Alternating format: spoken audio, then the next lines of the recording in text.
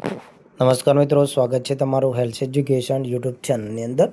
મિત્રો, રાજ્ય સરકાર દ્વારા જિલ્લા શિક્ષણ સમિતિ અંતર્ગત ધોરણ 1 થી 5ની અંદર શિક્ષક બનવા માટેની વિદ્યા સહાયક માટેની જાહેરાત છે આવી ગઈ છે અને ટૂંક જ સમયની અંદર આના માટે ઓનલાઈન આવેદન શરૂ થઈ રહ્યા છે। એ પહેલાં જો તમે મારી યુટ્યુબ ચેનલને હજુ સુધી સબસ્ક્રાઈબ ન કરેલી હોય તો નીચે બેલ આઇકોન બટનને ઓલ પ્રેસ કરી ચેનલને સબસ્ક્રાઈબ કરી લો, જેથી તમને આવનાર તમામ વિડીયોની નોટિફિકેશન મળી જાય। તો ચાલો મિત્રો વિડીયોની શરૂઆત કરીએ।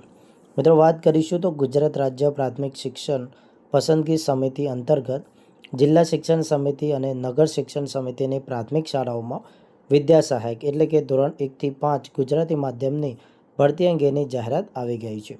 અહીંયા મિત્રો વાત કરીએ તો જિલ્લા શિક્ષણ સમિતિ, નગર શિક્ષણ સમિતિ હસ્તકની સરકારી પ્રાથમિક શાળાઓમાં વિદ્યા સહાયક એટલે કે ધોરણ 1 થી 5 ગુજરાતી માધ્યમની સીધી ભરતી માટે સરકારશ્રી દ્વારા મંજૂર થયેલ જગ્યાઓના પ્રમાણમાં નગર શિક્ષણ સંબંધિતની ખાલી જગ્યાઓ પર નિમણૂક માટે મેરિટના ધોરણે ભલામણ કરવા શિક્ષણ વિભાગના તારીખ 17/3/2023ના ઠરાવ તેમજ વખતોવખતના સુધારાના અંતર્ગત જાહેરાત આપવામાં આવેલી છે।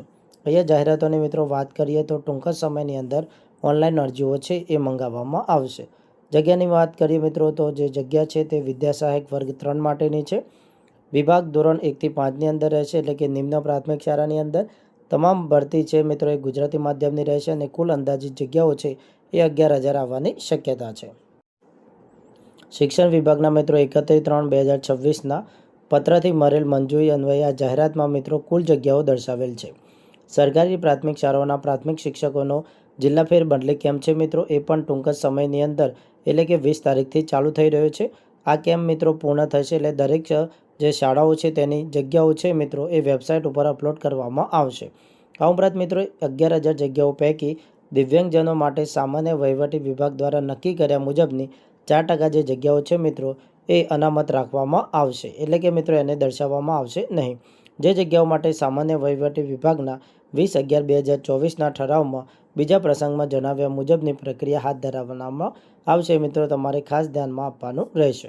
વધુમાં મિત્રો ડીએલડી ઉમેદવારો છે એ છેલ્લા વર્ષની અંદર અભ્યાસ કરતા હોય અને ટેટ 1ની પરીક્ષા પાસ કરેલી હોય એટલે કે મિત્રો અગાઉ ટેટ 1ની એક્ઝામ લેવામાં આવેલી હતી, એમાં લાસ્ટ યરની અંદર અભ્યાસ કરતા વિદ્યાર્થીઓ પણ એક્ઝામ આપી હતી।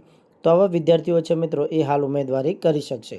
આવા ઉમેદવારો ડીએલડીના ગુણ તથા માર્કશીટ તેઓની ડીએલડીનું પરિણામ પ્રસિદ્ધ થયેલી ઓનલાઈન ઉમેદવારોને ઉમેરવાની છે મિત્રો એ છૂટછાટ આપવામાં આવશે। ભરતી અંગેનો મિત્રો ઓનલાઈન અરજીપત્રક વેબસાઇટ છે એ www.dpegujarat.in વેબસાઇટ ઉપરથી તારીખ 15/4/2026 સવારના 12 કલાકથી 24/4/2026ના રોજ બપોરના 3 કલાક સુધી એટલે કે 3 કલાક સુધી ભરી શકાશે। શૈક્ષણિક લાયકાત, પગાર ધોરણ, વયમર્યાદામાં છૂટછાટ, પસંદગીની પ્રક્રિયાના નિયમો, સ્વીકાર કેન્દ્રોની યાદી, ઓનલાઈન અરજીપત્ર ભરવા માટેની સૂચનાઓ આ તમામ છે મિત્રો ઉપરોક્ત વેબસાઇટ ઉપર ટૂંક જ સમયની અંદર મૂકવામાં આવશે। જ્યારે પણ મૂકવામાં આવશે ત્યારે હેલ્થ એજ્યુકેશન યુટ્યુબ ઉપર તેનો અલગથી વિડીયો બનાવવામાં આવશે। તેમજ મિત્રો જ્યારથી પણ ભરતી ચાલુ થશે ત્યારે ઓનલાઈન આવેદન કઈ રીતના કરવું તેનો વિડીયો પણ મિત્રો મૂકવામાં આવશે। સ્વીકાર કેન્દ્રમાં અરજીપત્ર જમા કરવાની છેલ્લી તારીખ મિત્રો 24/4/2026ના રોજ 5 વાગ્યા સુધીની રહેશે, જે જાહેર રજા સિવાય સ્વીકારવામાં આવશે। મિત્રો ટૂંક જ સમયની અંદર મિત્રો ઓનલાઈન આવેદન શરૂ થઈ રહ્યા છે। તમામ પરીક્ષાઓ માટે બેસ્ટ ઓફ લક છે અને મિત્રો હેલ્થ એજ્યુકેશન યુટ્યુબ ચેનલ ઉપર આપણે ટાટ અને ટાટ એચએસ માટેનું મટીરિયલ છે એ પણ અપલોડ કરેલું છે। ઘણા મિત્રોને તેની પીડીએફ પણ મેળવેલી છે।